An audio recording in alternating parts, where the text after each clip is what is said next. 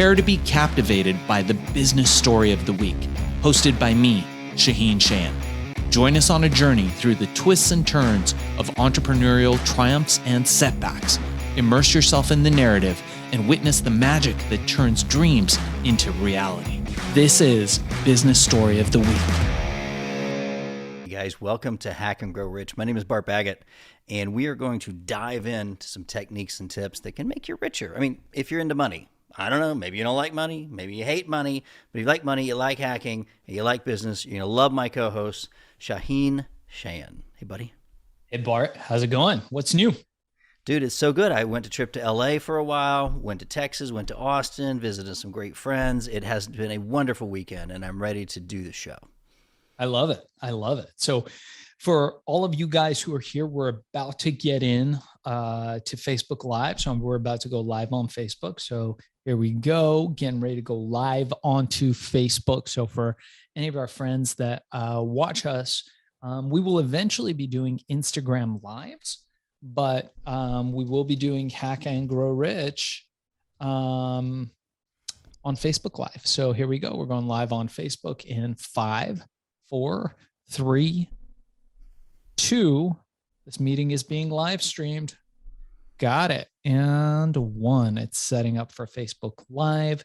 And we are going to talk about the new tell-all film featuring Jared Leto, the series called WeCrashed, which I think is phenomenal, unbelievable story of entrepreneurship, which I think is very exciting, and whatever else comes to mind. So Bart, have you seen WeCrashed? And for all you guys joining us now on Facebook Live, we will answer any questions. So ask us anything. If you have any questions, we welcome you. Join us. So have you seen WeCrashed? I have not, and I'm glad I haven't, because I will give you a fresh perspective since you've watched it. And it's nothing. Jared Leto is what an amazing actor. It's funny you mentioned this. I was literally having this conversation, and I was like, wait, I thought WeWork was bankrupt. Like, they still have offices somewhere? Because we use another company called Regis, and they're like, no, they still exist. And I was like, how? Like, the whole Elizabeth and the Serranos thing and, like, people getting sued. How is it still a thing after such a disaster? Yeah, I mean, I think what happened was that they came out at a very high valuation. So they were going to go public at a valuation of some insane thing like 47 billion, some ridiculous number that I think our brains can't even calculate. And then SoftBank came in, some issues happened, and finally, I think the CEO left. Apparently, I haven't finished watching the whole series. And they did go public, but at a much lower valuation, something like 8 or 9 billion, from what I understand. But it's a fascinating story. There's a couple things I like about the guy, and several things that I don't, the way that he's portrayed, at least. I didn't know the guy, or I've never met the guy. One fact that's interesting is that despite all the madness, dude walked away with at least $1 billion. And now, according to the internet, he's worth over $2.2 billion of money, which... Do you think he's fraudulent, like the Elizabeth and the Theranos thing? Like, do you feel like he absolutely overspent, lied to his investors, had private... Do you think that he's the guy that shouldn't be a billionaire now? Or did he create any value in the marketplace? I think the concept is really good, and it's something that didn't exist before. We had companies like Regis, and there's a couple other sort of office rental spaces, and they were stuffy, and you would walk in and they would smell like death on your grandmother's 40-year-old couch, and they would invariably have a fax machine somewhere. It would be like that kind of thing. So the concept, I think, was good. So there's definitely some value created. Even a guy that's eccentric like that, and maybe was not completely on the up and up. Again, I don't know the guy, so I don't want to talk shit about something that I know very little about. But what I can tell you from what I have read about them, they were eccentric. They went off the top. But a lot of it is kind of like, okay, so you get these venture capitalists and you get these investors who put this money in knowing good and well that the company is not profitable. Amazon had that same issue. Apple had that same issue. Uber and Lyft had that same issue. So this is part of the tech world. And the way that it works, I think, is really interesting because it's kind of like a hot potato. So you got this hot potato and it's being passed around, right? And each time there's a couple more hot potatoes added to it and it's kind of being passed around. So the goal for these companies wasn't to create profitability. I don't believe that it was the goal for him, and I don't believe it was the goal for the investors. The goal was to create the hype and to create the share value, and you win by being able to exit before everybody else while the hype is still up. So, for example, I don't know if you heard that, like Elon Musk just purchased a big amount of Twitter, Like which is 9.5%. Yeah, like a bunch of money. which is fascinating, and apparently, allegedly, he's trying to make a bid to buy the company. Now, just the fact that he's doing that, he's made hundreds of millions of dollars just simply by going in and buying those shares because people know that he's bought those shares and it's brought the hype up. Markets are based on emotions more than fundamentals. And anybody who's a master trader, if you look at someone like Ray Dalio or Richard Simmons, who's done that, they will tell you that markets, more than anything, are based on emotions above and beyond fundamentals. Hope, confidence, and rumor in some cases. Because even though technically insider trading is illegal, everybody wants a tip, whether it's from the water cooler or your buddy. They always want to get right ahead of the market. And it's crazy because the stock market is so fast. Like it adapts instantly, way before you and I might typically hear of it, unless it's literally inside trading, like the people in the Senate and the Congress did in the early 2020. Right. Twitter, by the way, is not profitable. I mean, after all this time, now it's $48 billion worth and it has no profit stream. It's the craziest thing to see this kind of numbers thrown around.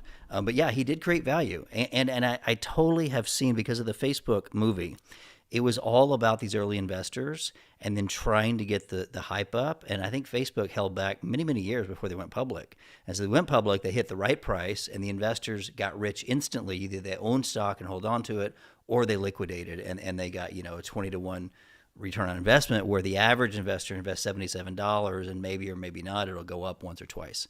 So yeah, I kind of get the venture capital world, although I've never raised money. I think you've raised money before. Fascinating. But a part of me is like resentful that the guy's worth like $2 billion and I'm not, because I didn't lie. But I'm going to start lying now. Now, Bart Baggett Company, we're going to be worth $1 billion. Send your checks immediately. Well, I think what's interesting is that what he did, he definitely created impact. And guys, for you guys joining us now on Facebook Live, welcome. We're talking about WeCrashed, the WeWork story. And I think one of the things that he did along the way was that he did create enemies. And lawsuits and enemies, believe it or not, are fundamental to any entrepreneur. You cannot be a successful entrepreneur and be afraid of conflict. And again, this is one of the reasons why I am such an adherent to martial arts. And I'm such an advocate of martial arts for people, because it builds that level of discipline where you're not afraid of confrontation. You don't need people to like you. You need them to know you in order to be successful. And as far as your employees go, you definitely don't need them to like you. And it's okay if they fear you. They just have to respect you, which is a key. Ultimately, I think there was a lot of things done wrong with that company.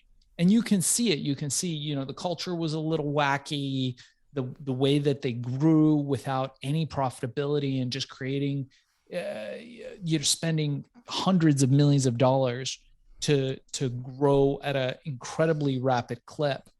But if you look at it, this guy is definitely smart. I mean, he's made more money than I ever have in my life. So I look at this guy and I'm like, man, did he really do all that cheating people and taking money from people? Or was he a smart guy?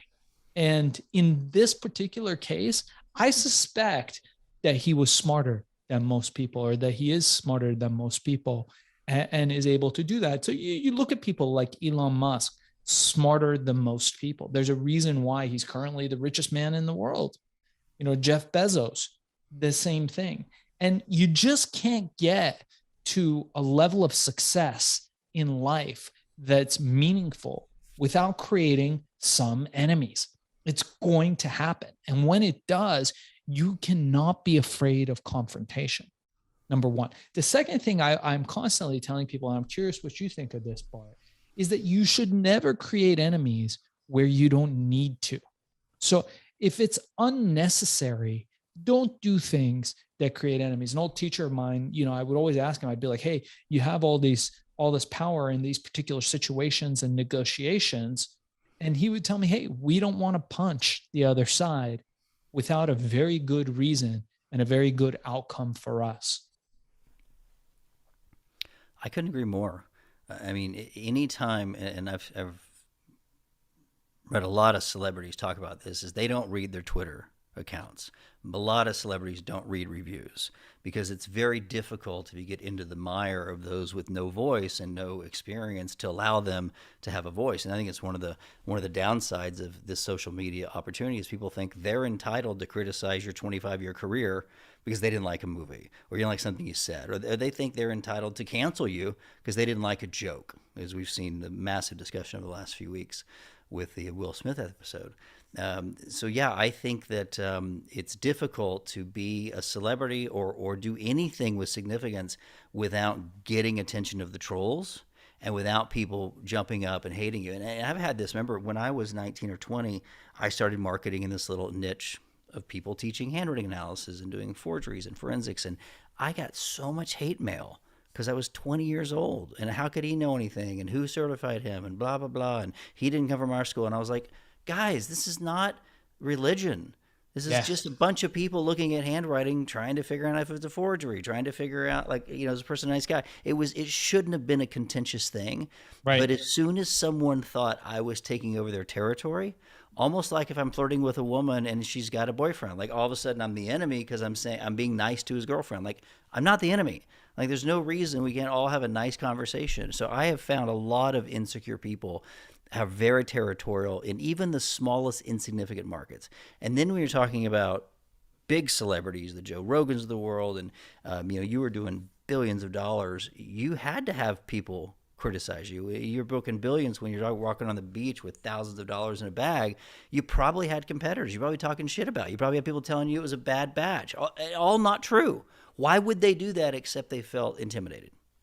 Yeah, so it's interesting. I'll give an interesting exercise to people specifically for this to kind of get over your fear. And this is something that helped me a lot. And it's something I learned from one of my mentors a long time ago. You have to get comfortable with being uncomfortable. It's just a fact of life. And you have to be comfortable with people not liking you. So walk into a setting, preferably with people you don't know, into a social setting or a setting where you're in public somewhere, where people will naturally say hi to you, and don't react when people say hi or acknowledge you. Now, it's a very uncomfortable thing. Most people are not comfortable with this. Like if you go on a hike and people look at you and they go, "Good morning," and you just don't say anything. You don't react negatively. You're not rude. You're not polite. You just walk. You are under no obligation to acknowledge them. And that does not make you a bad person. It does not make you a rude person. But it puts you firmly within your own power to do that as an exercise. I'm not recommending doing this all the time. But if you're one of those people who doesn't like confrontation or gets uncomfortable with confrontation, and it's the kind of thing that's holding you back in life, in business in particular, this is an incredible exercise of what you learn, because invariably what will happen is people will go, "Oh, so rude," or they'll say something, and you stay in your bubble and continue to walk down the path of where you're going, right? You're not rude. You're not doing anything. You're just not acknowledging whatever their greeting is. Okay. So what happens is you start to learn that people's reactions to you is all about them and not about you. And you come into a place of power where eventually you'll be okay. You don't want to do this exercise too much, but if you're intentional about it and you do it every once in a while, I do it every once in a while. I go biking or hiking in the mountains and I see people and they're like, hi, good morning. And I just don't say anything. I'm not rude. I don't smile. I have zero interaction with them. And I'm okay with that. And sometimes I hear them, whispering, oh, he must be having a bad day. He must be all the projections that they have. But at the end of the day, I'm standing firm in my knowledge of who I am. And if you can get to that point, you become indestructible in business negotiations. I had a similar thought process when I was about 15 years old, when I first started learning psychology and cognitive psychology. And one of the tips was, hey, if you want to be less sensitive to criticism, here's something you can do. Like whether it was graphical therapy or whether it was a meditation. But he's like, you're too sensitive, Bart. You care too much what people that you don't know think. And I think that's a very common problem because you're worried about someone on the internet. Like you can never if you're trying to make everybody happy and everybody like you, no one's going to like you. You have to take a strong position. So I made an effort to do that. And I think I've changed my personality wildly since then. I raised my self-esteem. All these things are part of the cognitive psychology information that you can study and you can learn. But what was interesting is I think I went from like being too sensitive to being too aggressive. And so I don't care. I don't care what you think. I don't care if you like me. And so my jokes were a little bit more inappropriate. I didn't have as much diplomacy. I probably was kind of an a-hole for a few years while I figured out like I don't want to care what they think, but I do actually want to be mindful of people's feelings, especially people that I respect. But strangers have no right to affect my emotions. I want to ask you a question because I've got a new friend of mine who's Persian from your culture, and she believes that her entire culture is based on status, and so it so annoys her when she's just totally consumed by someone not respecting her. Is that a Persian thing? Because it feels like it's also an Asian thing and a Chinese thing with grades and status. I feel like it's permeates the world, not just Persia. Yeah, so you're talking about Eastern cultures, and it's funny because it's a very bifurcated psychology, and I'll tell you why. So from Eastern philosophy, we get Zen. From Eastern philosophy, we get all this amazing wisdom of all the generations that came before, of ancient Persia, ancient China, all these incredible civilizations that imparted wisdom that we still have today, that we have recorded and written in oral traditions. And in a lot of these traditions and cultures, like Asian culture, Persian culture, Middle Eastern culture, there's a lot of respect for elders. There is a high value put on humility. When you walk into a room with a bunch of people in these cultures, people aren't necessarily bragging about themselves. They're like, oh, no, it's me. People put themselves beneath others in the room. Even if there's somebody that's of a high status in that room, you're constantly putting yourself beneath people. And there's a word for that in Farsi, and there's a word for that, I'm sure, in most of these other languages. In Western culture, it's not like that. In LA, me and you could go to some Hollywood party or celebrity party and everybody's talking themselves up and talking about themselves. And you go, whoa, where did the humility go? But in Australia, it's completely opposite. They have the tall poppy syndrome. Like they actually think Americans and the sales processes are obnoxious. They were Yet a penal colony. I'm just saying it's really weird when you're there. If you just promote and say, yeah, I've done these books, they're just like, that's not cool. But the Persians, when you say Persians, I didn't get that from, again, I'm only having this one short conversation. Why is it the Persians need to drive amazing cars? Why is it that they feel like they've got to get PhDs? And again, this is not just the Persian Iranian culture. I feel like it's all over the world where people feel like if I don't have status, I'm not significant. And if someone criticizes me, like that's as much of a wound as is saying that you're ugly. Yeah, I think it's more a sign of the times. I think in all cultures, status has been important, but I see it too. I see young people, from coming from Asia, coming from all different parts of the world, and they've got like, you look at them and you're like, oh my God, there's not a piece of like clothing or accessory on them that doesn't have a Gucci, Prada, some brand on it that conveys status. It's status signaling, really, is what it is. And you wonder, you go, man, like I get it. If somebody wants to buy a nice pair of shoes and makes them feel good, cool, I get that. But like everything is a brand on you, then you must be, my general assumption is that you must feel pretty insignificant, where the only tribe you associate with are these corporate brands that they've put on you, right? The car that you drive, the things that you own. So you now are valuing things, and people value you because of the things you have, not because of the person you are. Your life has not been interesting enough. You have not self-reflected. You have not had experiences that have been transformational in a way where people will go, you know what, Bart? You're a fucking really interesting dude. Some interesting shit happened to you in your life. You seeked out some interesting fucking experiences. And I'm interested in you as a person, not so much that that shirt that you're wearing is a John Varvatos $300 shirt.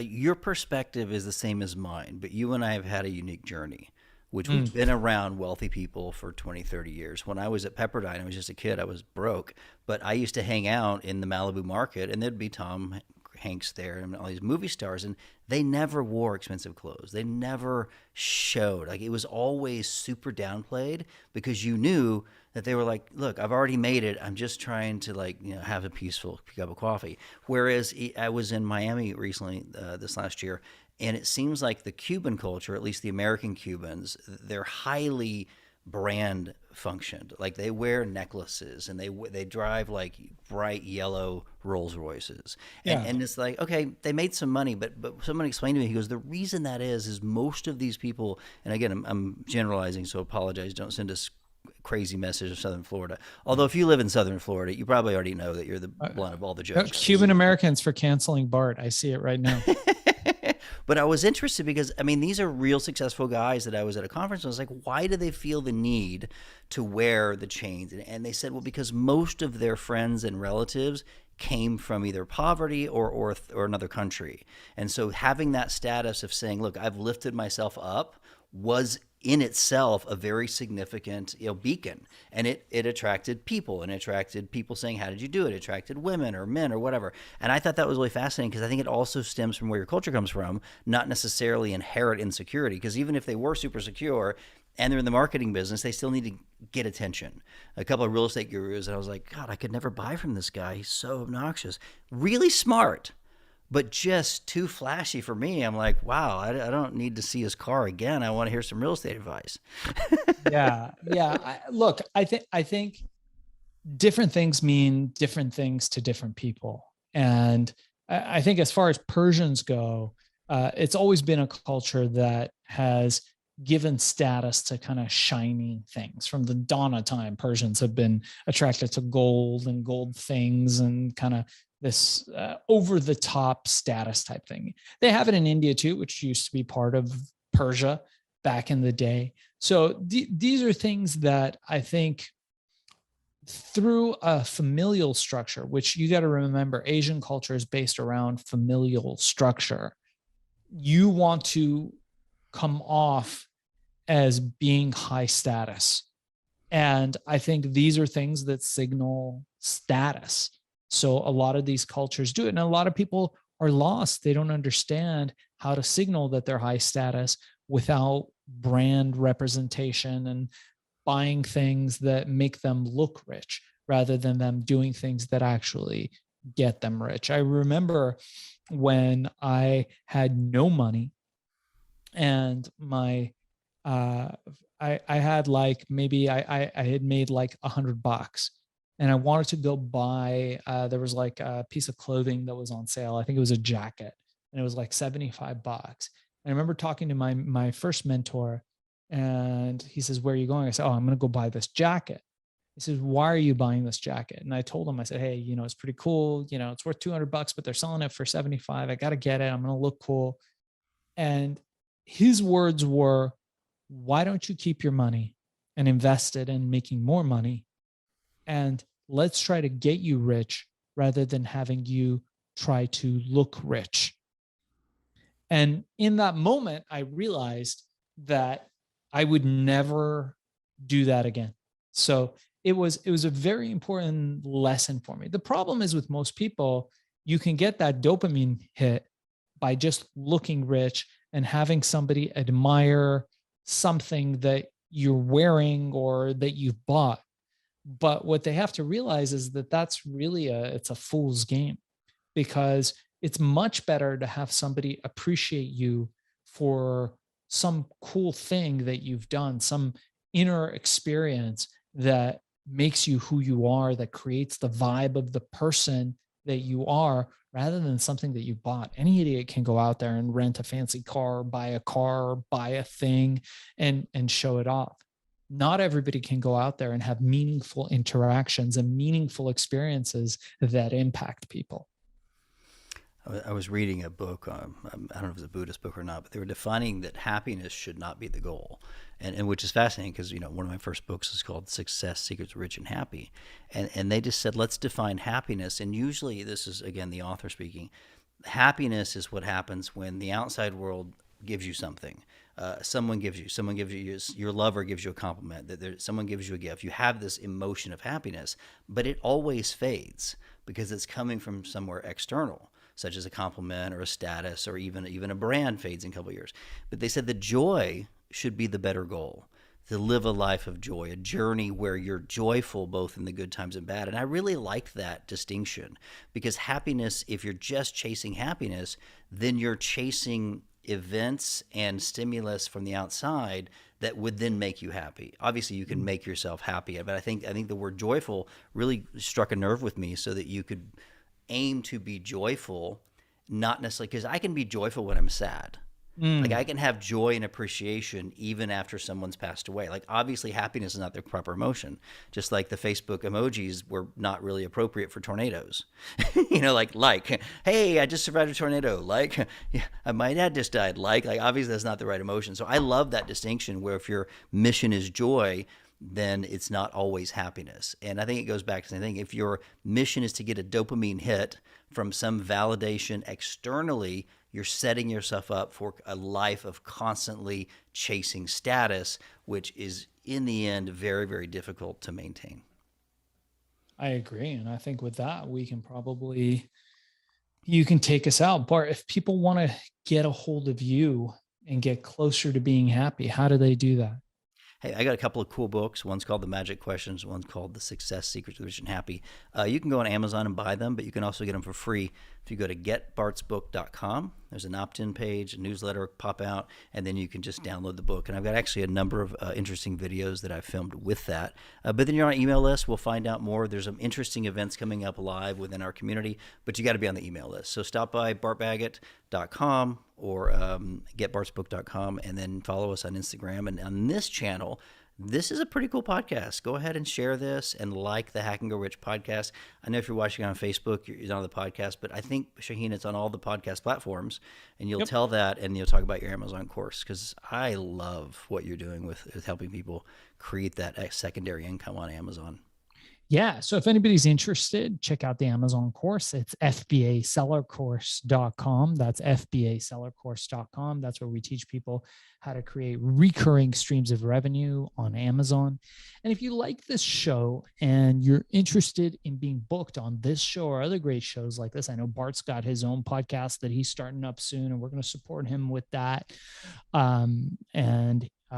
There's a lot of other great podcasts out there. If you feel you have a story that should be heard, reach out to us at podcastcola.com. Go to podcastcola.com and reach out, book an appointment, and let's see if we can get you booked on Hack and Grow Rich and some other great podcasts, including Bart's show.